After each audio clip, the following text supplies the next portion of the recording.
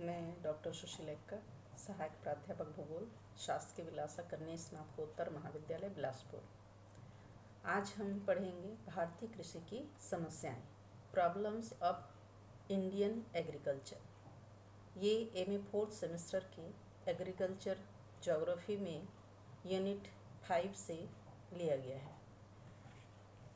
भारतीय कृषि की समस्याएं, जैसा हम जानते हैं, भारत कृषि प्रधान देश है। भारत की अर्थव्यवस्था कृषि पर आधारित है और देश की लगभग 70% जनसंख्या अपनी आजीविका के लिए कृषि पर ही निर्भर है। वर्तमान समय में 2018-19 के अनुसार सकल घरेलू उत्पाद GDP 16% रह गया है। भारतीय कृषि परंपरावादी है। यह अल्प उत्पादकता से ग्रस्त है, जो मुख्यतः कृषकों की निर्धनता के कारण है। भारतीय किसान खेती व्यवसाय के रूप में नहीं, बल्कि जीविकोपार्जन के लिए करता है। कृषि में पूंजी निवेश बहुत कम है तथा आधुनिकीकरण की गति भी बहुत मंद है। देश में कृषि के विकास को बाधित करने वाली कई समस्याएं हैं, जिसमें हम देखते हैं सबसे पहली जो समस्या है, ये भूमि पर जनसंख्या का निरंतर बढ़ता भार।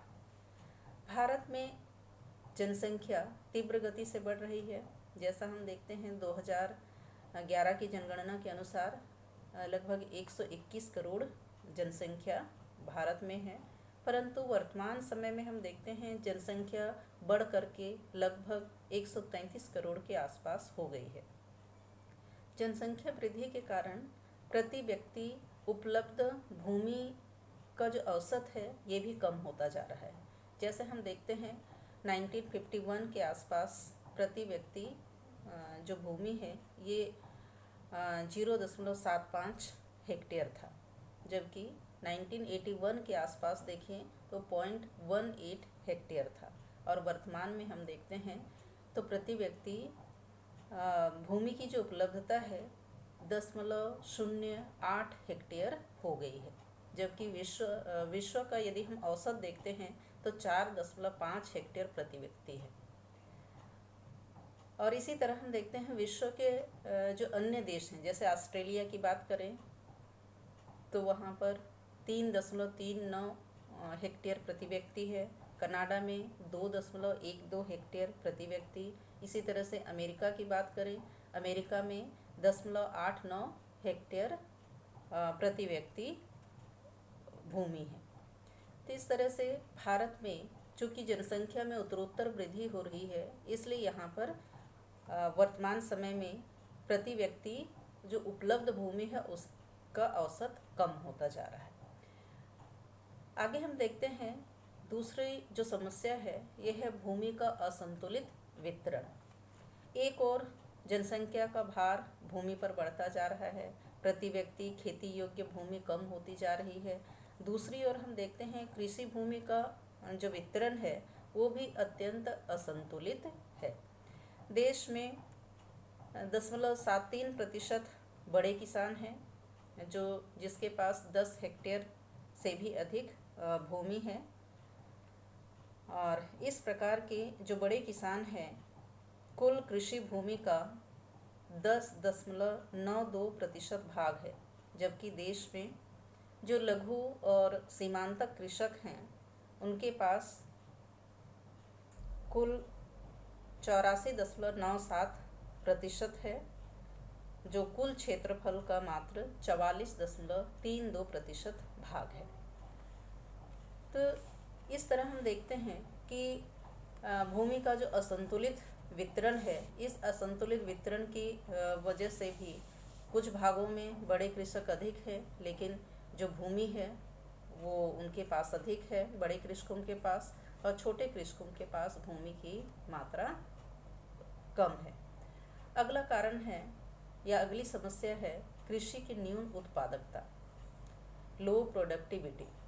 भारत में फसलों की प्रति हेक्टेयर उपज विश्व के औसत तथा कई विकासशील देशों जैसे विकासशील देशों के अंतर्गत ब्राज़ील, मैक्सिको, फिलीपींस या हिंदेशिया इससे काफ़ी कम है। इसके लिए अनेक कारक उत्तरदायी हैं, जिसमें पुरानी तथा पिछड़ी टेक्नोलॉजी, छोटे और बिखरे हुए जोत हैं, भू स्वामित्व की असमानता है। ये सभी कारण हैं जिसकी वजह से भारत में कृषि की न्यून उत्पादकता है।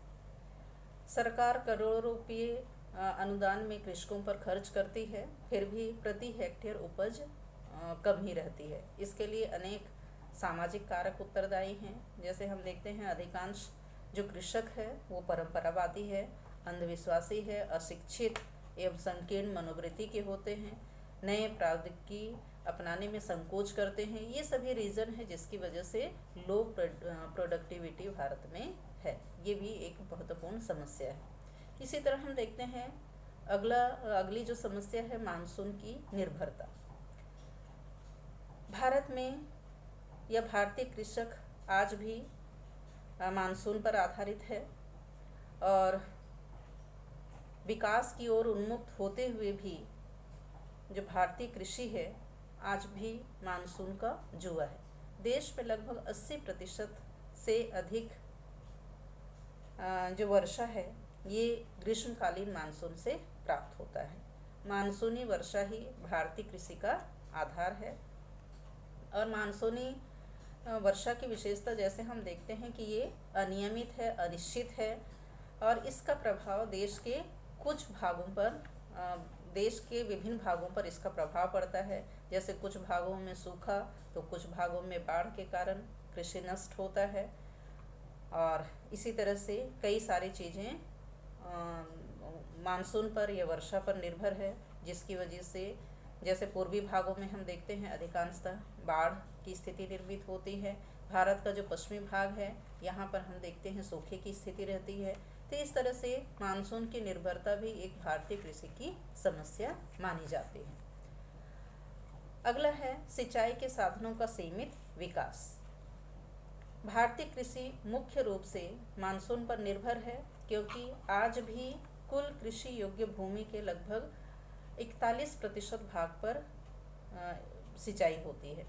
देश में सिंचाई की कुल जो क्षमता है 113.2 मिलियन हेक्टेयर हो गई है।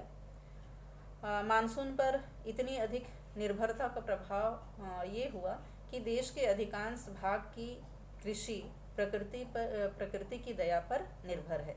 सिंचाई की ये जो कमी है कम वर्षा वाले क्षेत्रों या पठारी भागों या जितने भी उत्तरी पश्चिमी जो भारत का एरिया है इसमें विशेष रूप से महसूस किया जाता है क्योंकि यहाँ पर औसत वर्षा 100 सेंटीमीटर से भी कम होती है और वर्षा की जो अनिश्चितता है ये 35% से भी अधिक वर्षा की अनिश्चितता रहती है। अगली समस्या है उच्च गुणवत्ता वाले बीजों की कमी। जैसा हम देखते हैं कृषकों के लिए गुणवत्ता वाले बीजों की प्रायः कमी ही रहती है, जिसके कारण उसे बाज़ार से सस्ता और घटिया किस्म का जो बीज है यही उपलब्ध हो पाता है। इससे किसानों के आय में कमी आ जाती है और अच्छी और सुधरी हुई जो किस्म के जो बीज हैं इनका प्रचार सही तरीके से नहीं हो पाता है, जबकि जो सामुदायिक विकास केंद्र है उसके माध्यम से किया जाना चाहिए और पंचायत और सरकारी जो समितियां हैं उसके द्वारा भी बढ़िया बीजों के वितरण की व्यवस्था की जानी चाहिए और उसको विश्वसनीय और सुनिश्चित करना आवश्यक है।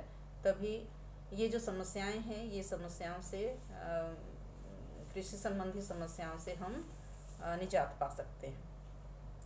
अगली समस्या है कृषि निवेश में कमी। सरकार कृषि की प्रगति के लिए विभिन्न माध्यमों के द्वारा प्रचार प्रसार कर रही है, साथ ही निजी क्षेत्रों को भी कृषि में निवेश के लिए प्रोत्साहित कर रही है।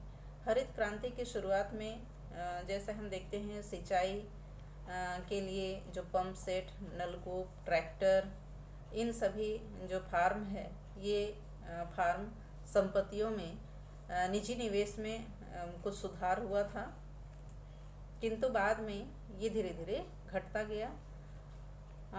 लेकिन हम देखते हैं कि कृषि जो निजी निवेश का जो चिंताजनक पहलू ये भी है कि वर्तमान समय में जो जहाँ पर हरित क्रांति की शुरुआत हुई, जैसे पंजाब, हरियाणा, उत्तर प्रदेश का पश्चिमी भाग, यहाँ तक ही सीमित रह गया है और अन्य राज्यों में बहुत कम है।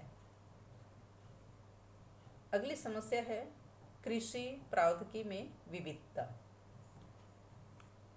कृषि के प्रत्येक प्रकार और प्रत्येक फसल की खेती के लिए उपयुक्त उपकरणों तथा प्रौद्योगिकी की आवश्यकता होती है। इसलिए देश के विभिन्न भागों में कृषक विभिन्न प्रौद्योगिकियों का प्रयोग करते हैं। जैसे हम देखते हैं उत्तरी पूर्वी भारत के जो कृषक हैं वो अग्नि, दाब तथा गोदने वाली छड़ियों पर आधारित सरल तथा जो आदिम प्रौद्योगिकी है उसका प्रयोग करते हैं। जबकि पश्चिमी बंगाल में जो बंगाली हैं या बिहार में बिहारी जो कृषक हैं अपने खेत बैलों द्वारा खींचे जाने वाले लकड़ी के हलों का ये प्रयोग करते हैं। इसके विपरीत हम देखते हैं पंजाब, हरियाणा जो प्रगतिशील जो कृषक हैं ये अपने फार्मों पर ट्रैक्टर, हार्वेस्टर, इन सभी जो आधुनिक मशीनें हैं, उपकरण है, इसका प्रयोग करते हैं और उसके साथ साथ रासायनिक उर्वरकों के प्रयोग में भी भिन्नताएं देखी जाती हैं। अगली समस्या है कृषि पद्धतियों में विविधता। भारत की विशालता के साथ साथ विविध प्रकार की जलवायु, मिट्टी और प्रचुर जल संसाधन देश की कृषि पद्धतियों की विविधता के लिए उत्तरदायी माना जाता है। परिणाम स्वरूप हम देखते हैं कृषि जो प्रकार की है और उसकी पद्धति में बृहद और मध्यम स्तर पर प्रादेशिक जो विभिन्नताएं हैं वो दिखाई देती हैं, दृष्टिगोचर होती हैं।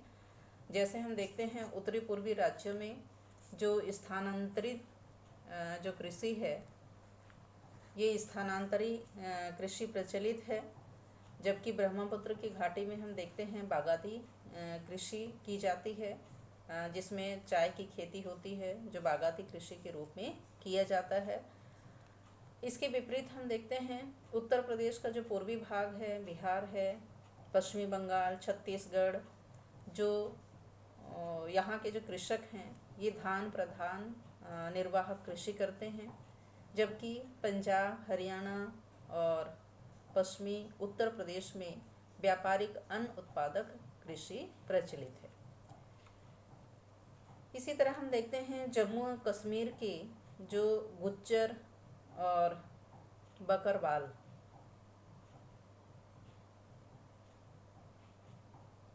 हिमाचल प्रदेश के गद्दी, उत्तराखंड के भोटिया लोग जो चलवासी पशुचारण करते हैं, वहीं दूसरी ओर हम देखते हैं कश्मीरी लोग फूलों की बागाती खेती करते हैं तथा कोरवा क्षेत्रों में केसर की खेती की जाती है। इसी तरह से महाराष्ट्र में कपास की खेती और आंध्र प्रदेश का जो तटवर्ती क्षेत्र है यहाँ पर चावल और तंबाकू प्रधान फसल उत्पादित किए जाते हैं।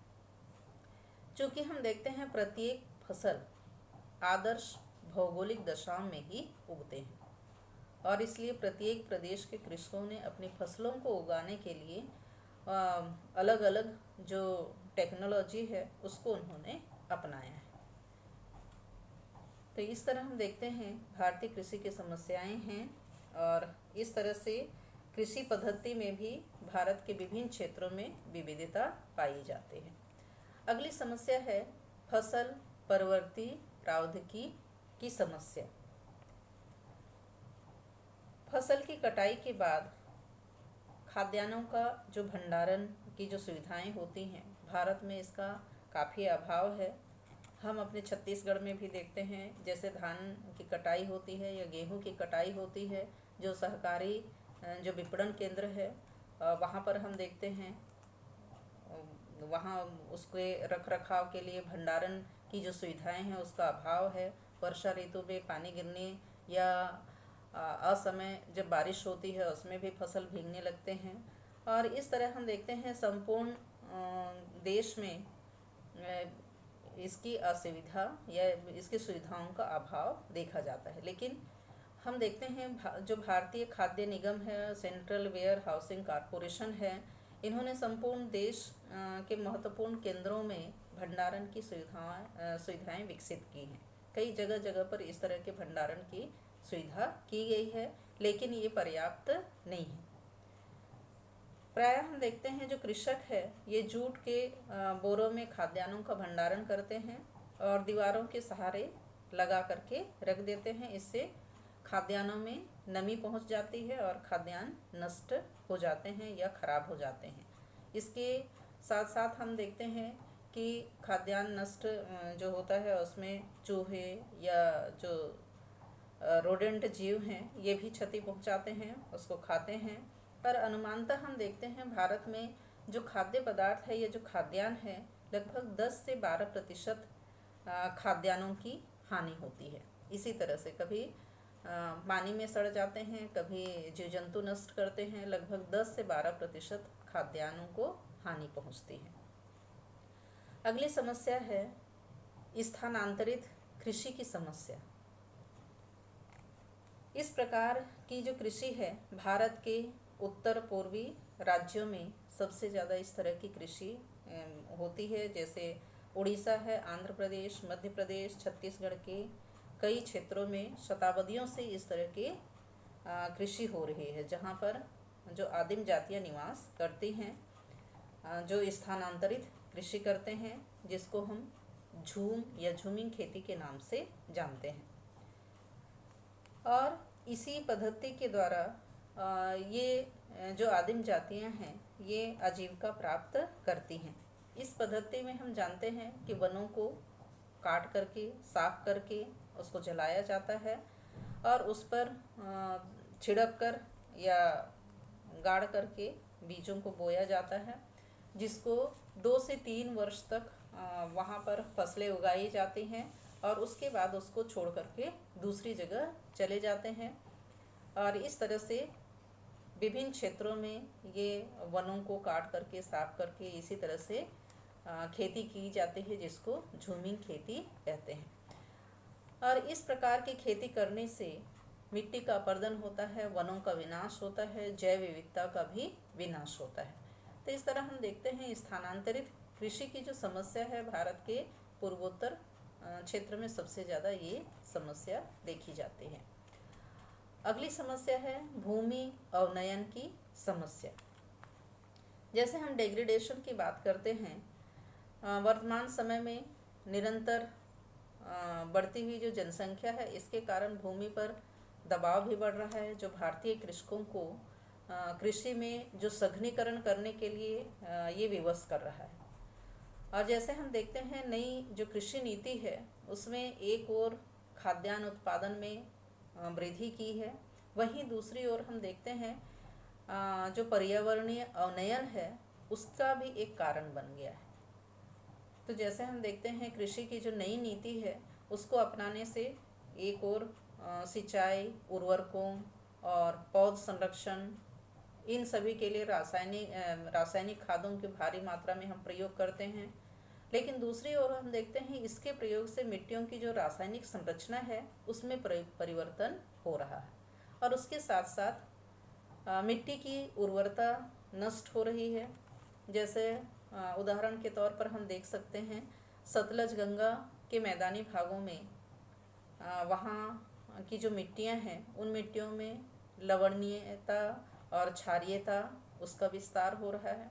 इसी तरह से राजस्थान में हम देखते हैं, राजस्थान का जो इंदिरा गांधी नहर है उस नहर के द्वारा सिंचित जो क्षेत्र है, जैसे राजस्थान का गंगानगर, जैसलमेर, जोधपुर, बाड़मेर, ये सभी ज़िले हैं जहाँ पर सिंचाई के कारण वाटर लॉगिंग की समस्या हो रही है। इसी प्रकार हम देखते हैं मृदा अपरदन विभिन्न क्षेत्रों में, मरुस्थलीकरण, लवणता, ये सभी जो भूमि है, भूमि अवनयन की राष्ट्रव्यापी समस्या के रूप में इसको देखा जा सकता है। इसी तरह से अगली समस्या है जोत का आकार छोटा और उसका जोत का विखंडन। भारत में हम देखते हैं कृषि जोतों का आकार इतना छोटा है कि आर्थिक रूप से ये लाभकारी नहीं है ना, आर्थिक रूप से लाभकारी ये नहीं माना जाता है, क्योंकि कृषि जोत क्षेत्र का लगभग 70% से भी अधिक भाग या तो छोटे या सीमांत आकार के हैं, अर्थात 1 हेक्टेयर से भी कम। जो सीमांत कृषक है जो 1 हेक्टेयर से कम है, और जो छोटे कृषक हैं 1 से 2 हेक्टेयर ये छोटे कृषक होते हैं। तो छोटे आकार के जोत के लिए मुख्य जो जिम्मेदार कारक है, जैसे सामाजिक कारक, आर्थिक कारक और इसी तरह से उत्तराधिकार का जो नियम है, इसकी वजह से जो भू जोत है ये क्रमशः ये अपखंडित हो रहा है और अपखंडित होकर के छोटे छोटे हो रहे हैं। जैसे हम देखते हैं समाज या परिवार का विखंडन होता है, उसके साथ साथ जो भूमि है उसका भी विखंडन होता है, जोत के आकार में विभाजन होता है। और भारत में जैसे हम देखते हैं जोतों का जो औसत आकार है केवल 1.5 हेक्टेयर है, और इससे कृषि और कृषक की दशा दोनों हीन रहती है, क्योंकि जितना छोटा होगा उतना ही उत्पादन में भी उसका प्रभाव पड़ेगा। अगली समस्या है कृषि साख संस्थाओं की कमी। भारत में कृषि कार्यों के लिए करोड़ों रुपये की जो साख है, क्रेडिट, इसकी आवश्यकता प्रतिवर्ष होती है।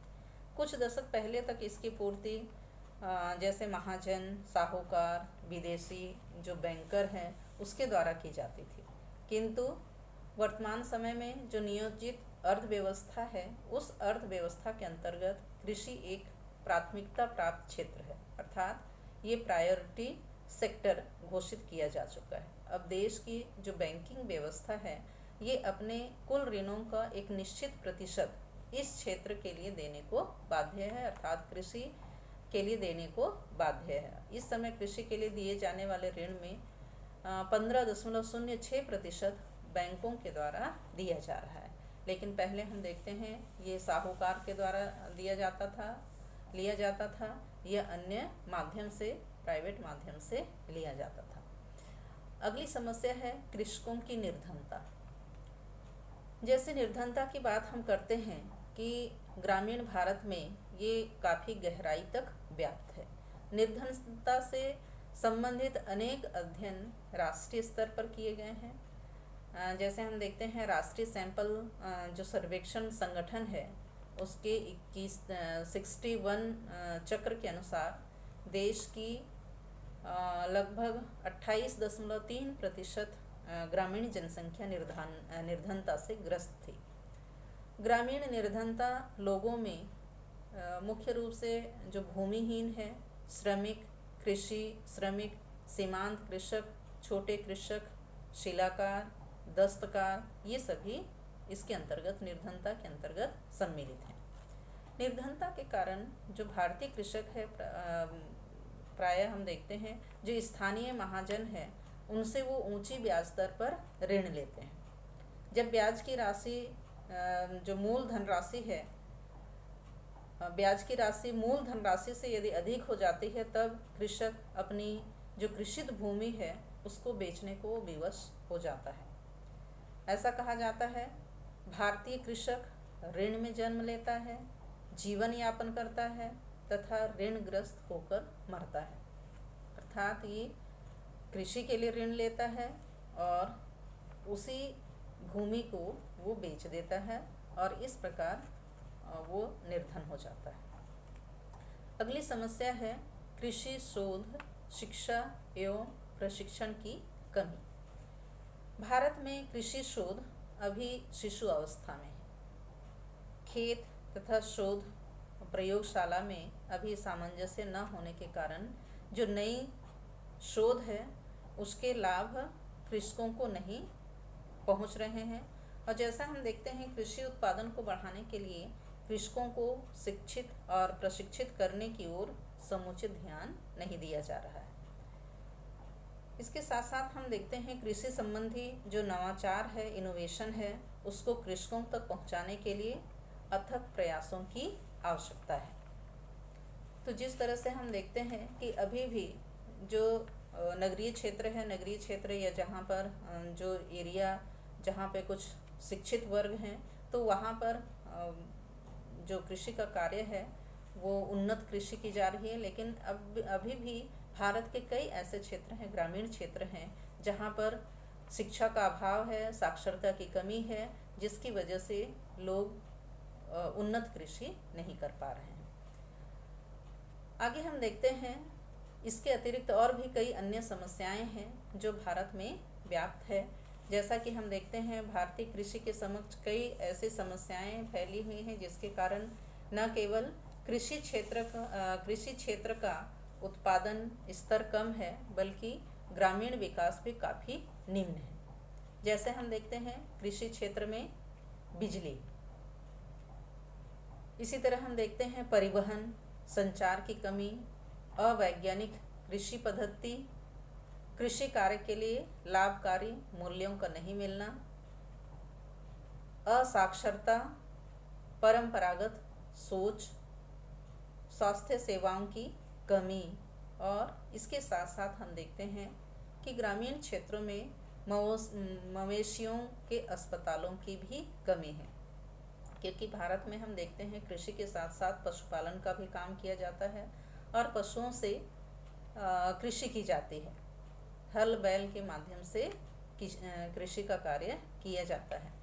तो इस प्रकार हम देखते हैं कि संपूर्ण भारत में कृषि संबंधी कई प्रकार की समस्याएं हैं। लेकिन वर्तमान समय में हम देखते हैं कि भारत में कृषि विकास के लिए कई प्रकार की योजनाएं बनाई जा रही हैं, कृषि नीति तैयार की जा रही है, कृषि का प्रबंधन और नियोजन किया जा रहा है। जैसे हम देखते हैं स्वतंत्रता प्राप्ति के पश्चात देश में जो खाद्यान्न की कमी है उसको दूर करने के लिए कृषि के विकास पर विशेष रूप से ध्यान दिया गया, और जो विभिन्न पंचवर्षीय योजनाएं हैं उन पंचवर्षीय योजनाओं में भी इसके लिए इस पर ध्यान दिया गया है पंचवर्षीय योजनाओं में। साथ ही साथ हम देखते हैं भारत में जो हरित क्रांति का आगमन हुआ 1966 में, उसके बाद से भारत में जो पारंपरिक कृषि व्यवहार है उसका जो प्रतिस्थापन है वो औद्योगिक टेक्नोलॉजी और साथ में जो फर्म व्यवहार है उसमें किया जाने लगा, जिसकी वजह से कृषि की दशा में काफ़ी सुधार हुआ है। और कृषि के क्षेत्र में जो नवीन तकनीक है उसको अपनाया गया, उन्नत बीजों का प्रयोग किया गया, उर्वरकों और कीटनाशकों के प्रयोग में भी गुणात्मक सुधार आया है। कृषि में यंत्रीकरण का प्रयोग बढ़ा, सिंचाई के साधनों में वृद्धि हुई, और उसके साथ साथ जो अन्य जो ढांचागत सुविधाएं हैं उसको भी बढ़ाई गई। वर्तमान में हम देखते हैं भूमि सुधार कार्यक्रम चलाए जा रहे हैं, फसल बीमा, ये सभी सुविधाएं दी जा रही हैं। तो इस प्रकार हम देखते हैं कृषि में जो संस्थागत और तकनीकी सुधार है उसके साथ साथ सघन और विस्तृत खेती भी की जा रही है। और इस प्रकार हम देखते हैं कि जो पंचवर्षीय योजना है उस पंचवर्षीय योजना में भी कृषि की जो समस्याएं हैं उसके सुधार पर ध्यान दिया जा रहा है। लेकिन इसके बावजूद भी हम देखते हैं भारत में कई प्रकार की कृषि समस्याएं हैं।